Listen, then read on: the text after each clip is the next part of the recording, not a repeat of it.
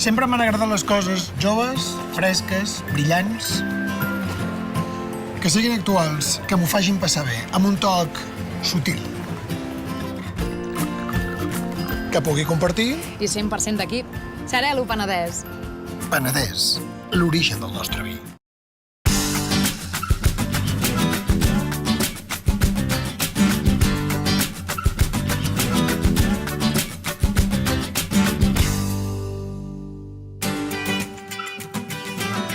Aquesta setmana parlarem sobre els vins blancs de la DO Penedès. Coneixerem Nadal, el primer celler de l'estat espanyol a treure al mercat un vi dolç de botrytis natural, i tastarem els seus vins Nadal Xarel·lo 2013 i Nadal 1510 botrytis noble.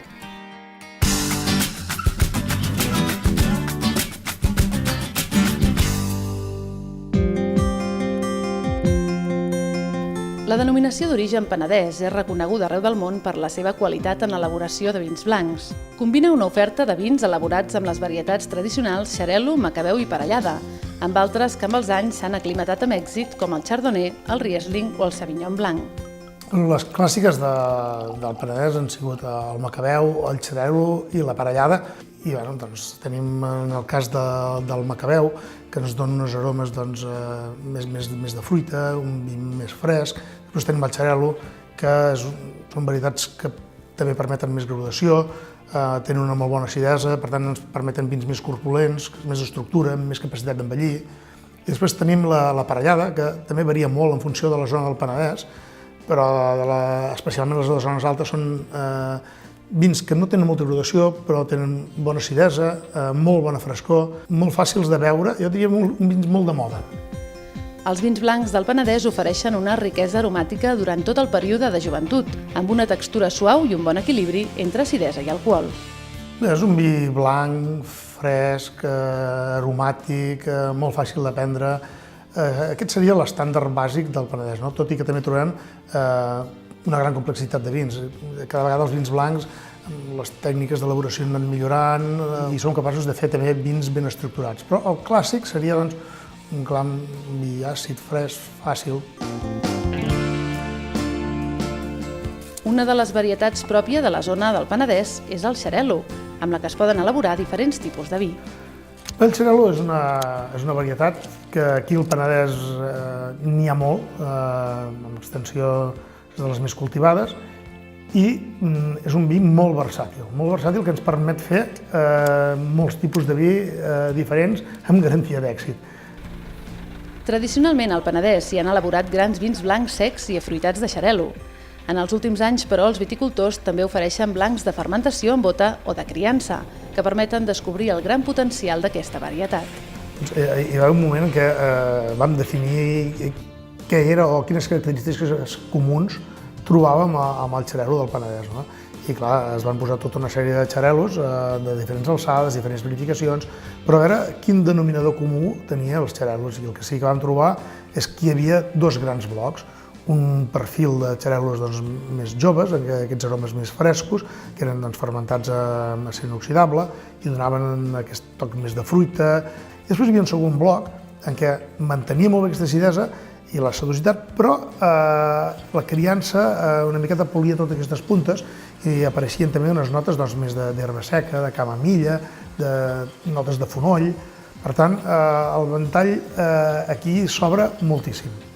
El Xarel·lo ha esdevingut el referent d'aquesta regió vitivinícola i ha estat cabdal per donar a conèixer la denominació d'origen penedès al món.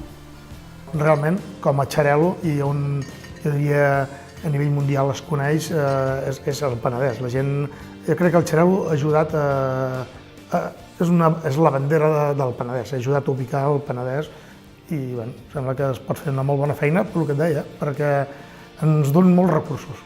Tot i que de mica en mica les varietats negres s'han fet un lloc a les vinyes penedesenques, les varietats blanques, i especialment el Xarel·lo, continuen sent el tret distintiu d'aquesta denominació d'origen.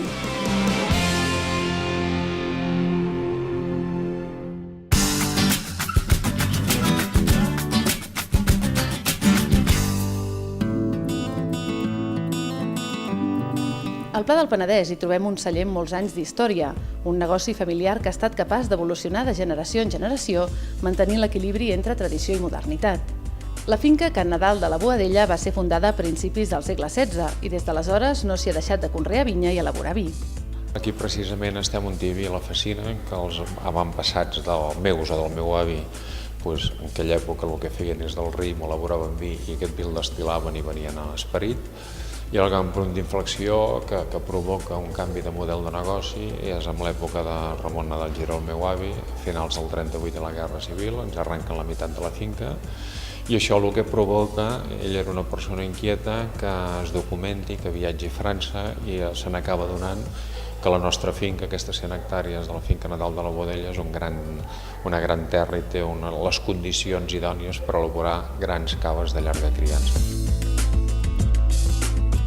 La tradició no s'ha aturat i les més de 40 vinyes que envolten el celler proporcionen produccions de raïm equilibrades i de gran qualitat. A finals del segle XX i com a conseqüència del canvi climàtic, les vinyes de Nadal canvien els períodes de maduració i això els permet elaborar nous productes.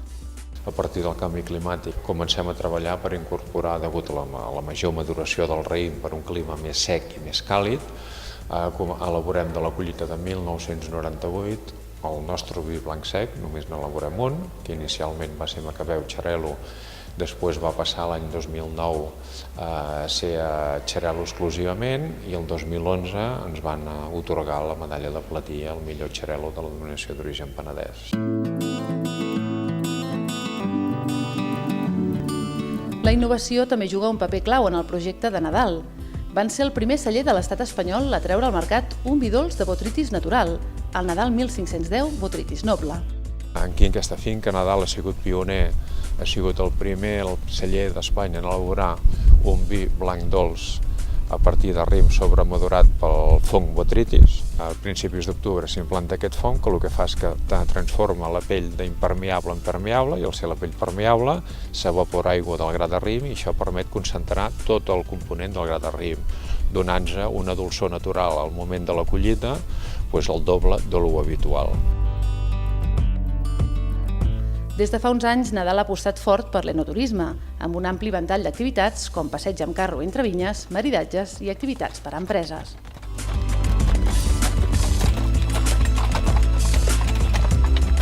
L'enoturisme és clau perquè al final nosaltres tenim un model de negoci, tipus xató, he parlat abans, vinya i tot el que envolta, que és molt complexa i no hi ha cap necessitat. Podríem comprar vi i fer cava i s'ha acabat, i és molt senzill tot. Però aquí tenim jardins, tenim una estructura i tot té un manteniment i es necessita tot i ha d'estar tot endreçat, perquè és com ens sentim a gust. A partir d'aquí l'enoturisme et permet mantenir aquestes estructures, per una banda, i per una altra banda, el sabor i el comprendre el valor dels nostres productes és molt fàcil a partir de l'enoturisme. També ha creat el grup d'amics de Caves Nadal, un col·lectiu d'apassionats del món del vi que durant l'any realitza diverses activitats d'oci al mateix celler. El programa dels amics no deixa de ser un laboratori en el qual es fan unes 8-10 activitats l'any, com per exemple va vindre l'Institut Català del Suro a parlar sobre el suro, vam fer el Vinzeu, el Museu del Vi i les Cultures, vam fer un d'Apren a fer paelles que va ser divertidíssim, va estar a tope, o sigui, moltes activitats que el que ens permeten, a part de la gent que ve i coneix la nostra propietat, els nostres productes i la nostra filosofia de producció, coneix quelcom més. Nadal ha estat capaç de reinventar-se, obrir les seves portes a l'enoturisme i aprofitar les conseqüències del canvi climàtic per consolidar el seu lloc en el sempre competitiu mercat vitivinícola català.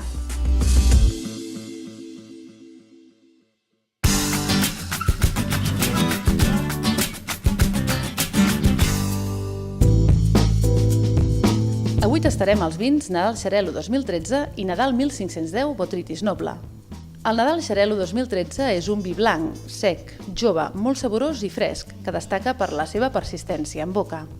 Aquest és el Nadal Xarel·lo, un vi blanc fet de la varietat Xarel·lo que va buscar molta expressió aromàtica de fruita d'aquesta Xarel·lo, d'aquesta fruita blanca que acostumem a tenir, d'aquest puntet de poma, de pera, un vi molt fresc, molt fragant.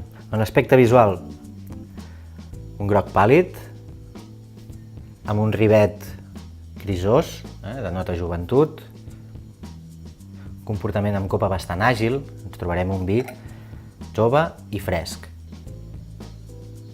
Tenim un fons també molt lleuger d'anisats, que va per segon pla. El que més ens destaca en aquest cas és la fruita.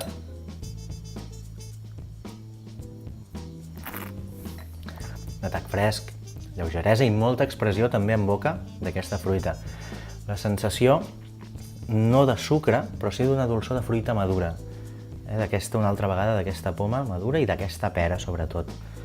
Una acidesa molt ben compensada, que ens el fa empassar, que fa salivar.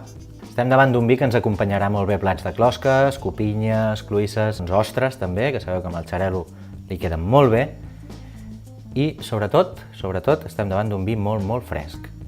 El Nadal 1510 Botrytis Noble va ser el primer vi dolç de botrytis natural elaborat a l'estat espanyol, una sobremaduració de raïm macabeu procedent de vinyes velles. Aquest és el 1510 de Botrytis Noble, de Nadal. Un vi en el que la concentració de sucres, estem parlant d'un vi dolç, s'ha fet gràcies a l'efecte d'un fong, la Botrytis cinerea, que ha anat deshidratant a poc el raïm, de manera que si perdem aigua, guanyem proporció de sucres respecte a aquesta aigua. A la vista tenim un color daurat molt intens, molt brillant també. El ribet continua marcant-nos aquests tocs daurats, potser una miqueta més pujadets. I el comportament a la copa, bastant lent, molt glicèric. Amb nas tenim mels, tenim codonys, tenim l'efecte d'aquest fong, de la botrytis. Ens dona una sensació molt lleugera, com de cep, com de bolet. A la boca tenim un atac molt dolç, omplim tota la boca de sensació de sucres, tornen els codonys, torna la mel, torna una sensació de caramel també, com de crema cremada, aquell caramel tan bo que tenim a sobre.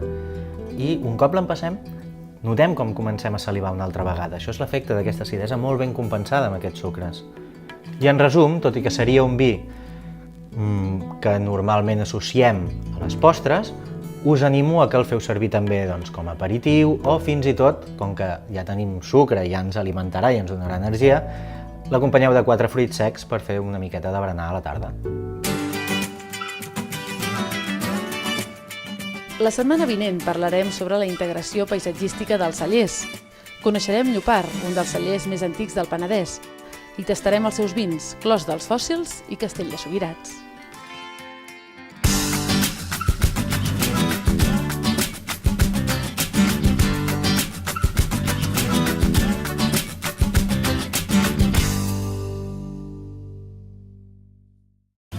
El poc fet però no molt vermell sense salsa pel Miqui. O el molt fet amb doble de salsa i verduretes per la Marga.